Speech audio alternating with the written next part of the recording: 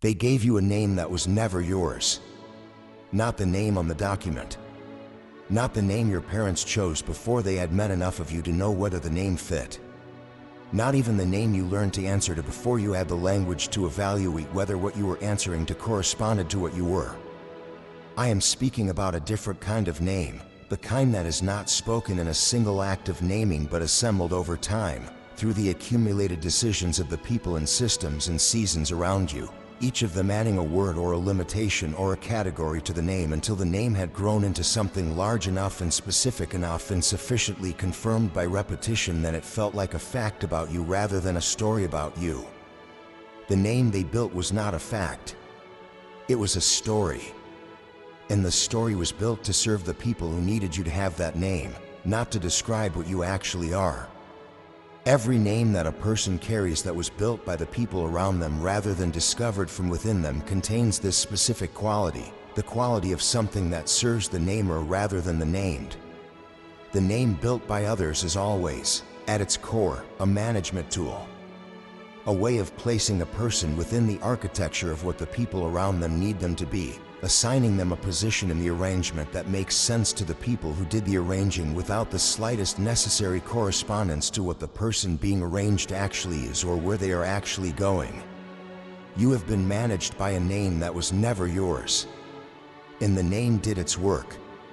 Not completely. There was always the part of you that the name could not reach, the private interior account that kept a different record, the something beneath the surface that refused the full absorption of the identity the name was installing. But enough. For long enough. In the specific, daily, habitual way that names do their work, through repetition and confirmation and the accumulated weight of an environment that kept reflecting the name back at you until the name started to feel like the mirror was accurate. The mirror was not accurate. It was constructed. Let me tell you about the specific names. Not yours specifically. I will not presume to know the exact names that were built around you, because the specific words matter less than the specific categories. And the categories I am about to describe have appeared in every life I have ever watched, in different specific words but in the same specific function. And if what follows lands in a place that produces the specific recognition of someone hearing the accurate account of something they have been living inside of, then the specifics are close enough to yours that the distinction is not important. The first name was built from your excess. Something in you exceeded the container early. Not in a way that was celebrated, in a way that produced, in the specific people who were responsible for the container, the specific discomfort of a person whose charge is not fitting in the space allocated for it. The excess was real. You felt too much or wanted too much or asked too much or saw too much or simply were too much for the specific container that received you. And the container, rather than expanding to hold what was actually in it, applied the name. Too much, or its various translations. Too sensitive. Too intense. Too demanding. Too curious.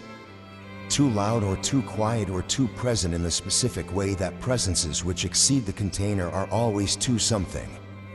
The name arrived as correction, as the specific language of people who needed the excess to stop exceeding and who believed that naming the excess as a problem would produce the correction. And it did produce something. Not the correction of what you were, that was not correctable because it was not a mistake, but the management of how you expressed it.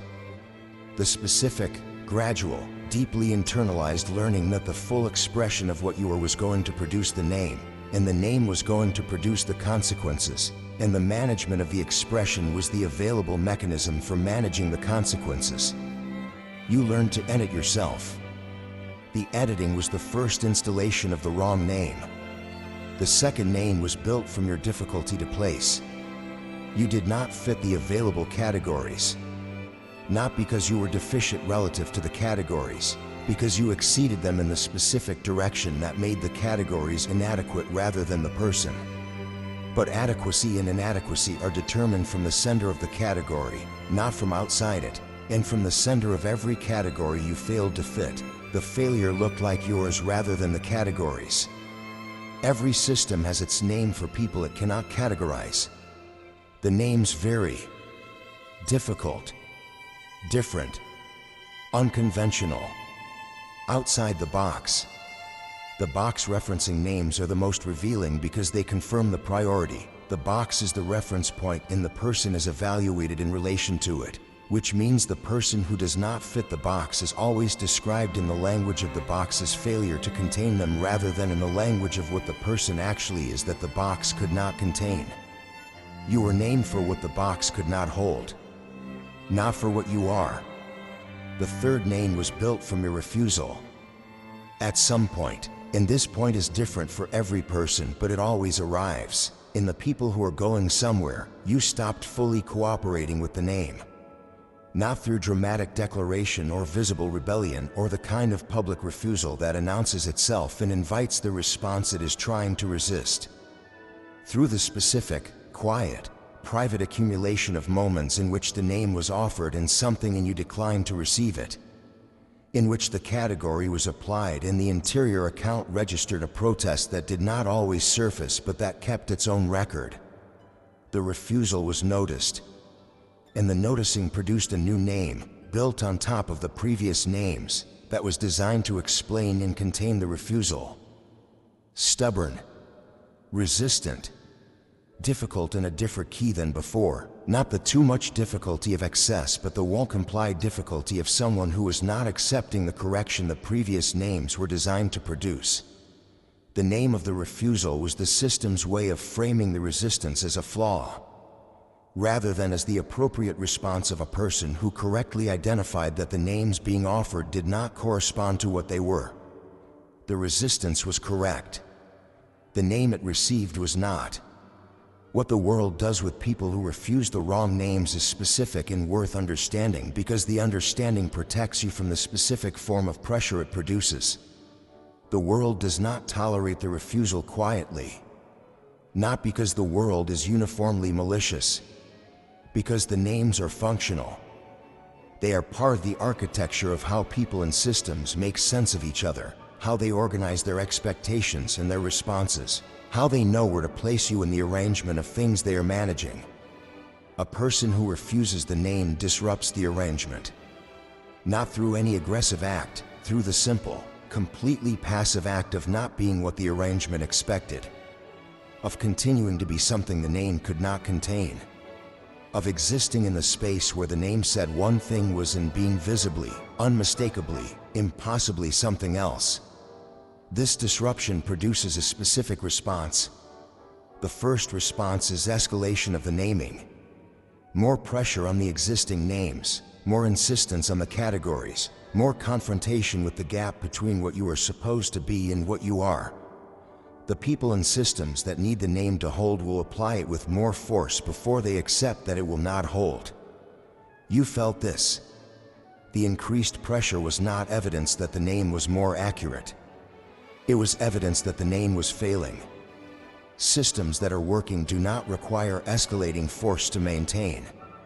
Only the thing that is not working requires more and more force to keep in place. The escalation was the proof of the name's failure, not the proof of its accuracy. The second response is the introduction of the isolation name. When the escalation does not produce the correction, when the pressure does not result in the person accepting the name and behaving accordingly, the response shifts from the direct application of the name to the management of the person's relationship to the community around them. The isolation name is the name that is given not to the person directly but to the people around them about the person. It is the name that circulates in the rooms the person is not in, that shapes the anticipation of people who have not yet encountered them directly, that preloads the encounters before they happen with the specific version of the person that the name requires. The isolation name is the social version of the wrong name. Its function is to produce, through the management of community rather than through direct pressure, the specific result that the direct pressure could not. To make the person who refuses the wrong name pay for the refusal in the currency of community connection. To create the specific, painful, deeply targeting consequence of a person whose right name is visible to themselves and invisible to everyone around them, who knows what they are but who is being encountered everywhere is what the isolation name describes. You lived inside the isolation name for seasons. The isolation was not your natural state. It was installed. And it will uninstall as the right name becomes more visible. As the direct encounter with the actual person replaces the isolation names preloading in the experience of the people who are operating from it. As the accumulation of direct evidence of what you actually are exceeds the accumulation of the isolation name's indirect description, and the people who were given the description revise it based on the encounter. This revision is already happening in some of the people around you. You can see it in the quality of certain encounters that are different from how they used to be. In the specific, subtle shift in how certain people receive you now compared to how they received the isolation name's version of you. The revision is quiet and it does not announce itself, and the people doing the revising do not always know that is what they are doing. But the direction of it is clear and the direction is toward you. The right name travels faster than the wrong one once it is visible. Because it is real. And real things travel differently than constructed things. They travel in the specific, self-confirming way of something that does not require maintenance, because every encounter with it produces the confirmation that keeps it moving. The right name, in the mouths of people who encountered the actual person and recognized the actual person, carries a quality of conviction that the isolation name, which was second-hand and manufactured and is now becoming inconsistent with what people are directly experiencing, cannot match. Let the right name travel. You do not have to manage its travel. Just continue being the actual person clearly enough and consistently enough that every encounter with you is an encounter with something that does not correspond to the isolation name, and the accumulation of those encounters does the work that no campaign could do as effectively. Now I want to speak about what happens inside a person who has been living under names that do not correspond to what they are, because the inside experience of the wrong name is specific, and because naming the experience is part of releasing its hold. The inside experience of the wrong name is the specific, daily, low-grade exhaustion of a person who is performing something rather than being something. Not performing in the conscious, strategic sense of an actor who knows the performance is a performance and maintains the distinction between the role and the self. Performing in the habitual, automatic, so thoroughly installed sense of a person who has inhabited the name long enough that the performance has become the default operating mode, the mode that is reached for first in every new situation, the mode that feels like the self even though it is the name. The exhaustion comes from the maintenance. Every wrong name requires maintenance. The performance must be renewed with every encounter, calibrated for every new room, adjusted for the specific version of the name that each new context requires. The person living inside a wrong name is doing continuous, invisible, completely unrewarded labor in every interaction, the labor of being the name, rather than being themselves, which is always more expensive than being themselves, because being the name requires the ongoing construction of something that does not exist naturally, while being themselves would require no construction at all. The maintenance is exhausting, and the exhaustion accumulates invisibly. It does not look like exhaustion from outside. It looks like the ordinary fatigue of a person who is working hard, which is how it is explained internally as well as the ordinary cost of the effort, the natural tiredness of someone who is doing a lot. The specific, name maintenance generated quality of the exhaustion is invisible from inside it, because the maintenance itself is invisible, because the name has become so integrated into the operating mode that the cost of running it registers as the general cost of living rather than as the specific, addressable, completely removable cost of maintaining a version of yourself that was never actually you. When the name is released, the exhaustion releases with it. Not gradually. The maintenance stops and the energy that was going to the maintenance is immediately available. This is the specific, often startling experience of the first days inside the right name, the days when the person has finally, sufficiently, completely enough released the wrong name to stop maintaining it. The energy that was being consumed by the maintenance is suddenly present, suddenly available, suddenly going somewhere productive rather than somewhere invisible.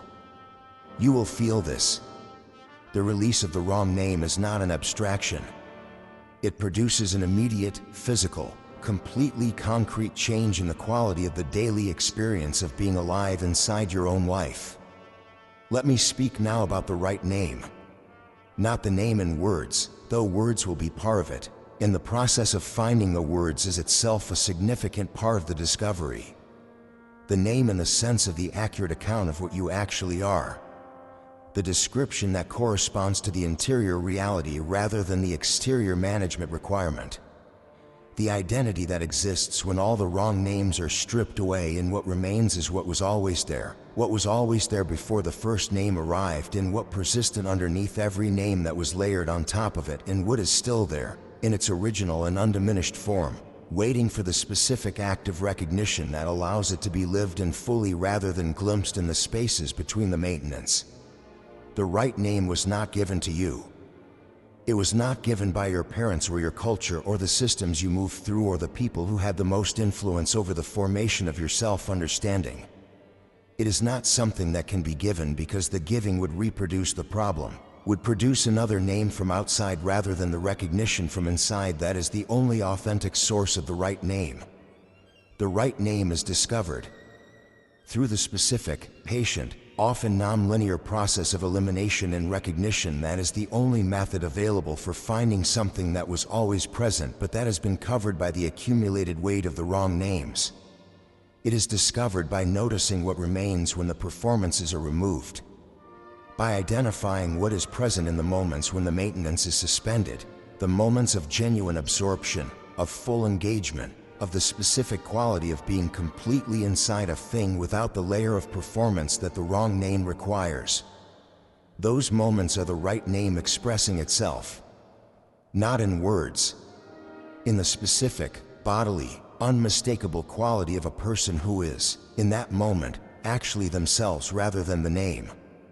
You have had these moments, more of them than you may have given them credit for. The wrong name's dominance tends to create the impression that the moments of genuine expression are the exceptions and the performance is the rule. But the relationship is the reverse. The performance is the exception, the specific, effortful, maintenance requiring interruption of the natural expression that would occur without it. The genuine moments are the rule. They are what is always trying to happen, always trying to surface, always trying to produce the full, unperformed, completely natural expression of what you actually are. The wrong name keeps interrupting the rule. Without the wrong name, the rule runs uninterrupted. This is what I want you to begin moving toward. Not the dramatic, single-act release of every wrong name simultaneously. That is not how it works, and the expectation of it is another way the wrong name protects itself, by making the release seem like something that has to happen all at once or not at all. The gradual, consistent, daily practice of noticing the maintenance and declining to do it, of catching the automatic reach for the wrong name's performance and choosing, in that specific moment, not to reach. Not reaching is the practice. It does not feel like much in any single instance. The single instance of not reaching produces almost nothing visible. But the accumulated practice of not reaching, the daily, consistent, habit-building accumulation of moments in which the wrong name was available and was not taken, produces, over time, the specific, quiet, permanent withdrawal of the energy that was going to the maintenance. The maintenance starves. The right name grows. Now I want to address the people who gave you the wrong names because the address is part of the release. They were not always malicious. This is the part of the wrong name story that is easiest to skip over in the anger that the full understanding of what was done produces. The part where the people who installed the wrong names are understood in their full humanity rather than only in their function as the source of the names. Most of the people who gave you wrong names were not operating from the deliberate, conscious, strategically malicious position of someone who understood what they were doing to you and chose to do it anyway. They were operating from limitation. The limitation of people who could only name what they could see, which was the relationship between you and their own capacity to hold you, rather than the relationship between you and what you actually are. the limitation of people who were themselves living under wrong names and who were therefore passing forward the only naming practice they had access to, the practice of naming from the outside in, from the container's perspective, from the management requirement of the namer rather than the truth of the named. They gave you the name they had, not the name you deserved. The distinction matters for the release because release that is built on the foundation of the injury done to you is a release that is doing two things simultaneously, releasing the name and maintaining the grievance, and a release that maintains the grievance is not a full release. It is the release of one layer while preserving the attachment through another layer. Full release requires the understanding that runs past the injury to the limitation that produced it. Not absolution. Understanding. The specific, grounded, adult understanding that the people who named you incorrectly were the wrong namers for you, not necessarily wrong in every other dimension of their humanity, and that the wrong naming was their limitation meeting your excess rather than their malice meeting your value. This understanding does not make the injury smaller. It makes the release cleaner. Release is cleaner when it is not entangled with the ongoing emotional processing of the injustice of the injury. When the understanding of the limitation that produced the wrong name is complete enough that the energy of the release is available entirely for the movement toward the right name rather than being split between the movement forward and the reckoning backward. Move forward with the full release, with the understanding that makes the release clean. Let me speak now about the world that has been waiting for your right name. Because the world has been waiting. Not in the passive, uncaring, whatever happens happens way of a world that does not require anything specific from the people inside it. In the specific, active, this piece is missing way of a world that has a specific gap where the full expression of what you are belongs, and that has been encountering the managed, wrong name version of you and finding it insufficient in ways it could not always articulate. The insufficiency was not yours. The managed version was insufficient because it was not you. What the world needed in the specific spaces where you were present was the actual thing, the full, unmanaged, right name expression of what you carry. And it kept getting the maintained version instead. The version that was performing the wrong name's requirements. The version that had learned to be less than what it was in order to fit inside the container that was never the right container. The full version was always what was needed. In the work you do. The actual, full, right name version of your intelligence in your perception and your specific way of understanding the world applied to the actual work produces something that the maintained version was never capable of producing. Not because the maintained version lacked talent or effort or the sincere desire to produce something real. Because the talent and the effort and the desire were being filtered through the wrong name, which oriented all three of them toward the wrong destination, toward the production of things that confirmed the name rather than toward the production of things that expressed what the name was covering. In the relationships you carry, the people who are in genuine relationship with you, not the relationships maintained by the performance of the wrong name, but the ones that have the specific, bone-deep quality of genuine contact between actual people. Those relationships have always been waiting for the version of you that does not require maintenance. The version that brings the full interior account into the encounter rather than the managed exterior. The version that does not calibrate what it shows based on whether the full showing will be received within the container the wrong name built. The full showing is what genuine relationship is. Every relationship built on the wrong name is a relationship between two performances. The other person's performance of their response to the wrong name and your performance of the wrong name itself.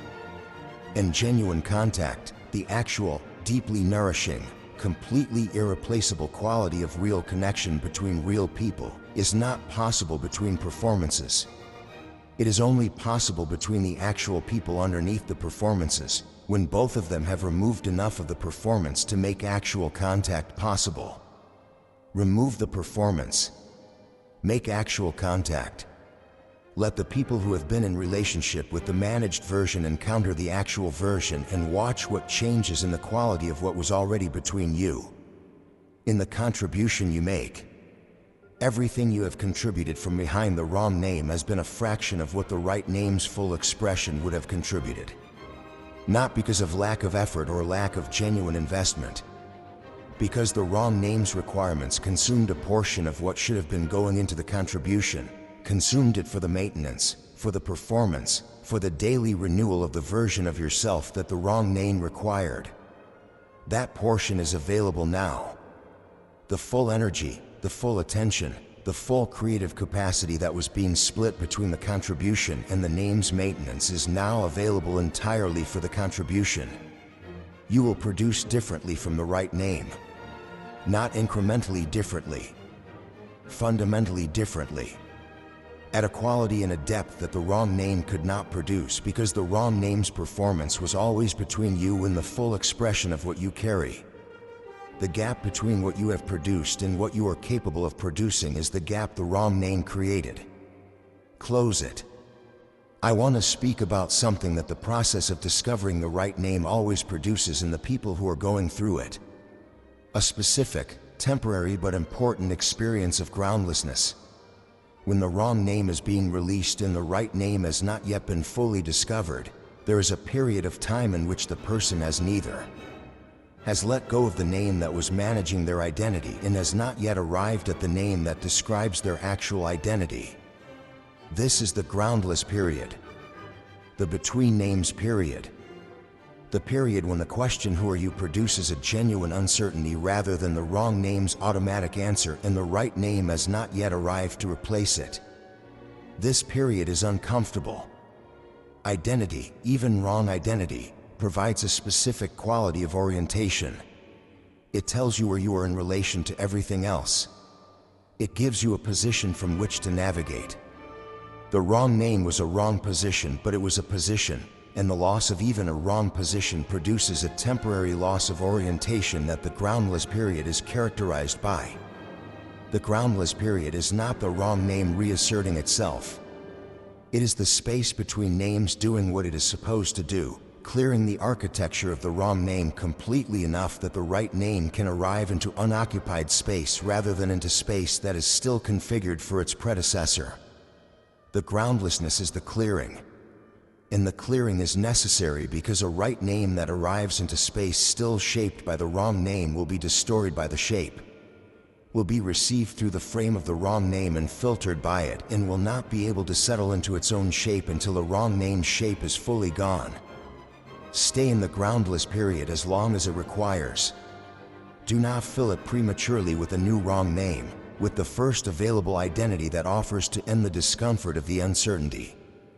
The premature filling is the specific mistake that produces the sequence of wrong names, each one a response to the discomfort of the space that the previous wrong name left when it was released. The right name does not arrive to end the discomfort. It arrives to complete the discovery. Wait for the completion. The right name will not announce itself dramatically. It will arrive in the quality of a morning when the maintenance is absent. In the specific, unfamiliar, slightly disorienting quality of waking up and not reaching for the performance before you have finished waking. In the encounter with a piece of work that you produced without the wrong name's requirements filtering the production and recognizing, in the encounter with what was produced, something that you did not know you were capable of because the capability was always being redirected into the maintenance. It will arrive in the moment when someone calls you by the right name without knowing they are doing it. Not in words. In the quality of their response to you when you were being the actual thing. When the recognition in their face is not the recognition of the managed version they expected, but the recognition of something they were not prepared for, something they cannot quite categorize, something that produced in them the specific, unguarded, completely genuine response of someone who encountered the actual thing rather than the thing that was performing being the actual thing. When someone looks at you that way, they are saying your name. Your real name. Receive it. Let it settle. The name that was given to you served the people who gave it. The name that is arriving belongs to you. Not to the you they built. Not to the you they needed. Not to the you that was constructed to be receivable in the containers that could not hold what you actually are.